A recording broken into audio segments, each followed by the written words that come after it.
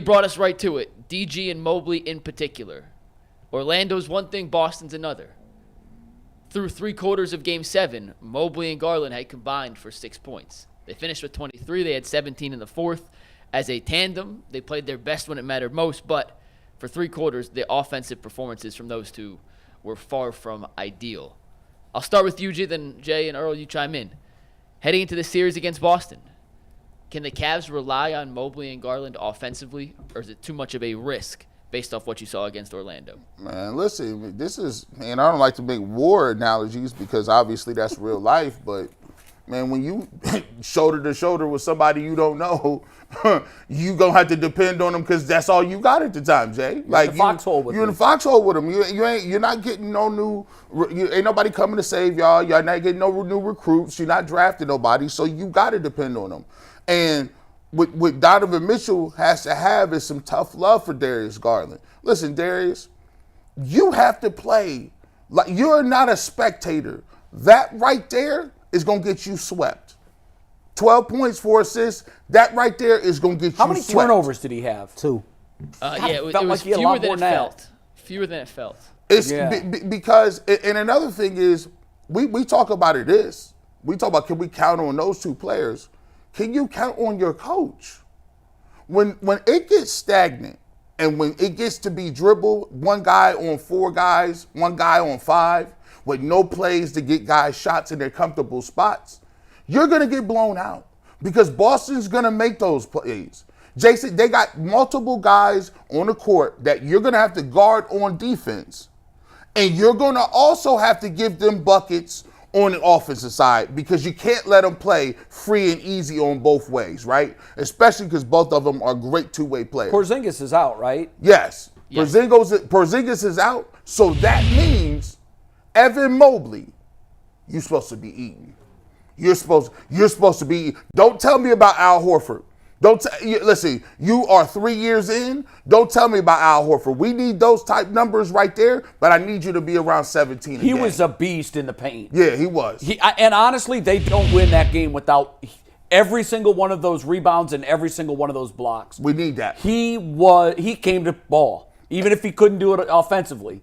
It's kind of really showing what he is, right? He's a defensive force. And here's the thing. I'm going to give you a reprieve. If you going to give me 16 and 5 blocks and you still going to give me double figures or whatever the case may be, I'll take that. But I need that every night. Yeah, every night those are to huge. win. That because I can't have them going to the rim. And Darius Garland, we need 20 plus. Not 15, not 17, not 12. We need 20 plus, along with the Donovan Mitchell that's focused. Donovan, you came through, but you need to be Jalen Brunson-like. And usually I say Jalen Brunson because he's the guy in New York, right? You see what I'm doing? I'm motivating you, bro. I think you better. But you need to be around 30 every night. That's what you need to be doing. Here's how I see it. We just got finished talking about Donovan being the killer, having that killer instinct.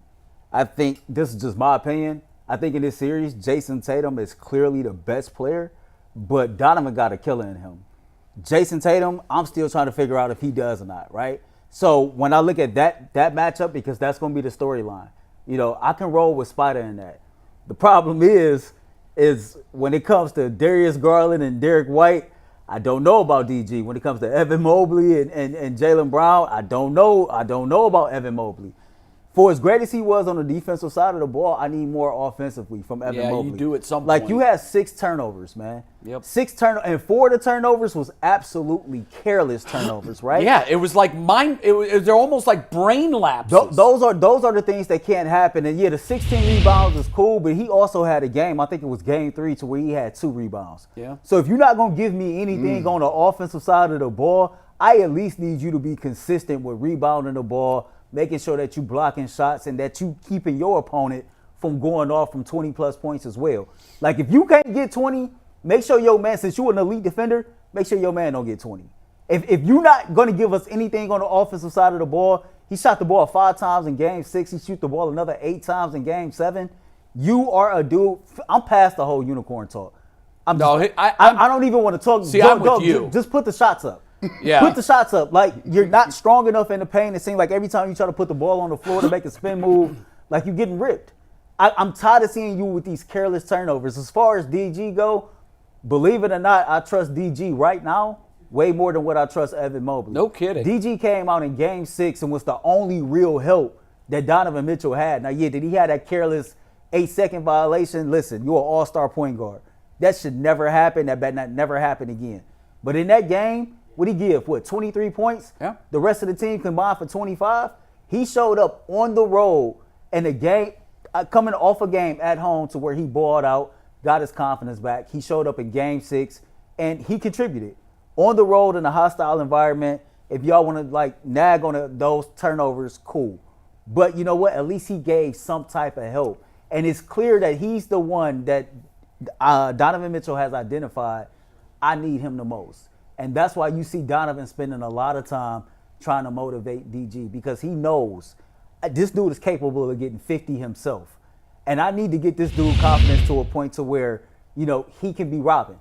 I know what I'm going to get from Jared Allen. The wild card is Evan Mobley. I cannot trust Evan Mobley to go get a bucket on a consistent basis. Yeah, and that's the problem. It's interesting that you ended your answer that way, because here's the way I start mine. I trust both of them in moments.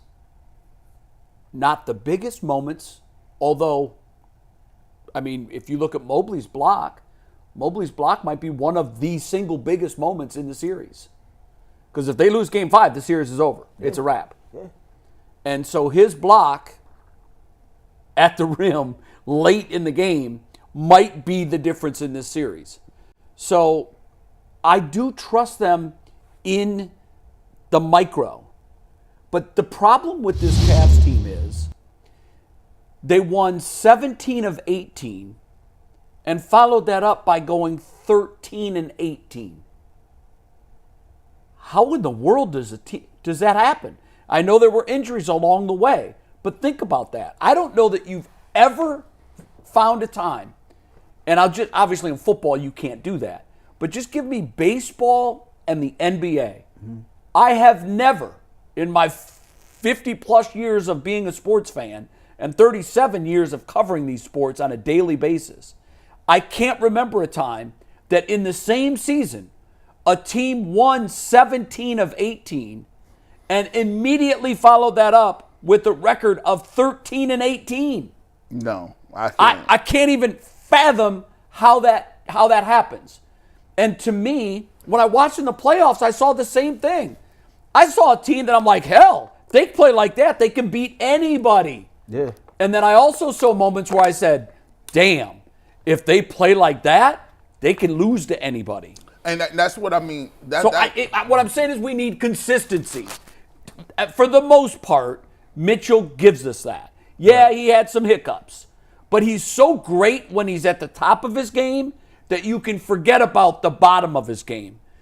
But DG and Mobley, I don't know that they're in that same conversation, that they're so good when they're great, it doesn't matter when they're not. No, I don't think so. They are, and I think there's a lot when we talk about mental toughness. Mental toughness is a part of being consistent. Some of the things that irk me in those games is when you see the others do things like grab the rebound, end your possession. If you got great defense for 23 and a half seconds. You can't go play offense. Our coach used to tell us, you got to close out the possession with a rebound. That's the most important thing. Rotation. Guys were over-rotating. There's times where they would rotate and you would leave Banchero. And I'm like, why are you helping off of Banchero when he's obviously the guy? You can't do that. I know they were challenging the Magic to shoot threes, but when Jalen Suggs is knocking them down and he's an NBA player and he's hot, you got to rotate over and make sure that happens. So for me, Darius Garland to win this series, right? You start to look at the pattern and the way to win. They're going to have to win one of them games in Boston. Because here's the reason. People say, that's a fact. If you don't win one there, you can't win the series. Boston has the capabilities of not only blowing you out at home, but they can blow you out in your building. I don't think the Magic, as you can see in the Game 7, They never had an opportunity, and they never did. They never came to the Q or the gun or what's the name arena, and they never really put it to the Cavs. They never really came in and beat them on their court. The Celtics can do that. And to beat them on the road, Darius Garland has to play like an all-star, and he has not played like an all-star. I think one of the two has to play like an all-star for the entire series. Yes. Mm-hmm. And, of course, you've got to get MVP caliber play out of Donovan Mitchell for them to win. Yes. They will not win the series if they don't get all-star play for the entire series out of either or Garland or Mobley. If I had to look at it one way, okay, I think Boston can get got at home. Mike, you can check this. You would know better than me, but I think they're like teetering around like a 500 ball club at home in the playoffs. So for as good as they are, Who? Boston? They seem better than that This at home. year? I think over the last 2 or 3 years. Boston went 37-4 at home this year. No, I'm talking about No, the playoffs. playoffs, he said. The playoffs. Like Boston in the playoffs over the last couple of years, it's not like they've done the best job protecting home court. No, they lost to Miami at home last and then, year. like, if They lost to Porzingis- Miami. Yeah, they this lost year. to Miami at home in Game 7 last year. Yeah, and so like if Porzingis is not playing, one of the weaknesses is if you can get to the rack on Boston, then they subject to being got. So I'm not going to count the Cavs out. If you go out here, Donovan Mitchell plays the way that he's been playing, and you can get some help from a key guy. Hopefully that key guy is Darius Garland, and then your contributors can give you a little bit. You could possibly steal a game in the Garden. I don't think that's far-fetched. I think that Boston is clearly the better team, but I do think the Cavs match up very well with them. Well, I like with Porzingis out, I think you have a puncher's chance. Yeah, you got a chance. Earl's point, by the way, they're 11-12 in 2022 and 2023 at home in the playoffs. 11-12? There you go. Yeah. Yep. So they can get got. Wow. The Cavs On the have been- road, they were 8-4 in 2022, and in 2023 they were 6-3. So they've been better on the road than they have been at home. Well, they're the last two 667 on the road in the playoffs. Yeah. Okay, the reason that's important and scary is because they've made up for their deficiencies at home. They're under 500 at home. They're 667 on the road. So, and I think Miami fell victim to this. Did Miami beat Boston in Game 2? Yes. Yeah, they made 20. They made a franchise record. I know, 25 threes. 25 threes. Yeah. But then they lost the next here's two what's games. funny about it.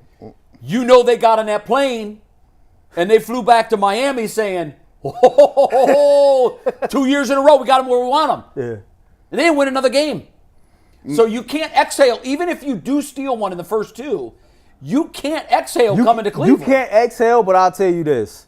The Cavs are coming off of an emotional, crazy-ass game. They're also going to be exhausted. They might be, but Boston has said a few times. Max Strus, this is the series that Max Strus kind of like got his name against the Boston Celtics last year. I just think if there any chance to That's get a great them, point.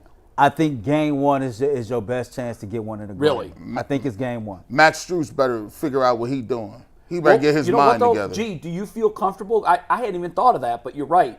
Max Strus became Max Strus last year against Boston. Well, he might want to go back and do that Facebook time machine thing. This was you 5 years ago. You're like, dang, my face was small back then. What was I You need eating? that time hop app. That huh? time hop app. You better get in there. Listen, because whatever he is today, he's doing that recklessly. Listen, I'm going to tell you what. Look, But he was due, though, G. He came on the third quarter, 13 points. I think he shot, 5 or 8 in the third quarter by himself? Yeah. again, when you playing, listen, that series, I'll give you credit for winning the Game 7, but this a different beast, and you shouldn't have went Game 7. That was not a 7-game series. So now I need to see you can't turn the ball over, Strus. You can't you can't go one or something. You got to be able to hit your shots. You can't have dumb fouls. Listen, Darius Garland, you can't dribble in the circles and throw the ball out of bounds or jumping past the ball. None of that. That is not what's weird, going. though, G, because I thought of this last night too. It shouldn't have been a 7-game series, but on paper, statistically, no series should be more hard fought and closer than the 4 and 5. Right? They were separated by 1 game in the entire regular season. Mm-hmm. So, your 1-8 matchup, you got 20, 25 win differential between 1 and 8. Right. 2 and 7, it might be 12, 15. 3 and 6. 3 and 6, it might be 8. That 4 6. and 5. And another point to 4 that. and 5 was 1 game. Another point to that 4 or 5 and why it's so pivotal that the Cavs was the 4 seed The cliche in the NBA is A series doesn't start until the road team wins. It didn't take that. This series It never didn't happened. take that. All you needed was those 4 home games, and you was able to handle your But business. to your point, if you subscribe to the adage that a series doesn't start till the road team wins, Yeah. that series never happened. Yeah, I mean, guess- all 7 games, home team held serve. regular season matters a little bit. Hey, look, Boy, that's like does it. That's That like- one game that they were able to win more than Orlando Yeah. in the regular season. It mattered. y'all playing a dangerous game. Thugs don't die until they get shot. Well, you got a gun shootout every single day. Well, you got a chance. They got blown out and didn't show up in 2 of those games. You cannot. If you're JB, you rewinding that tape saying, "Listen, guys, we got away with it that time." Yeah. But if we Don't let Boston do that. don't feel like this is the way you can get that done. This is a new series, but every single game we're not going to sit there hang our hat on. Spider said that though. He said that. He said no disrespect to the Orlando Magic. It was a hell of a matchup. They was tougher than what we thought. But you cannot play the way that we played in No. this series against Orlando and expect for you to have a puncher's chance You cannot. against Boston. We're going to talk about the Celtics after Yo, this, right? No, let me